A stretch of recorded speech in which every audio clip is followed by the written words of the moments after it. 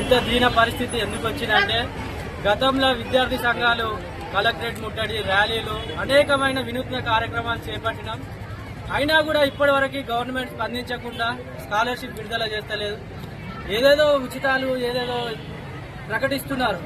విద్యార్థులు అవుపిస్తలేరా తెలంగాణ సమాజంలో ఉన్న విద్యార్థులు గవర్నమెంట్ అవుపిస్తలేరా అనేసి ఈ యొక్క ముఖ్య ఉద్దేశంతో ఈ యొక్క కార్యక్రమం తీసుకున్నాం. ఎందుకంటే విద్యార్థులు భవిష్యత్ బాగుంటేనే మన తెలంగాణ భవిష్యత్ బాగుంటుంది. యువకులు బాగుపడితేనే మన తెలంగాణ అనేది బాగుపడుతుంది.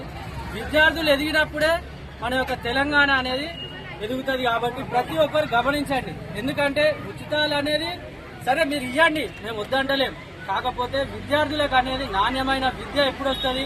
మీరు అనేకమైన స్కాలర్షిప్స్ కానీ ఇంకా అనేకమైన కొత్త ఇన్నోవేటింగ్ గా విద్యార్థులకు ఒక పథకాలు ఇంప్లిమెంట్ చేసినప్పుడు విద్యార్థులు అనేది అభివృద్ధి చెందుతారు. అంతేకాకుండా రేపు మనకి ముఖ్యమంత్రి గారు స్టేషన్ గన్పూర్ వస్తున్నారు. ఎందుకు? ఇంటిగ్రేటెడ్ స్కూల్ కాంప్లెక్స్ 2000 కోట్లు 200 కోట్లతోని మనకి ఇనాగ్రేట్ చేయడానికి వస్తున్నారు. అవేవో ఇప్పుడున్న విద్యా వ్యవస్థనే నాణ్యంగా దృఢంగా మీరు చేస్తే బాగుంటుంది కదా. ఇప్పుడున్న వ్యవస్థని చక్కగా చేయకుండా కొత్తగా చేస్తా అంటే ఎవరు నమ్ముతారు?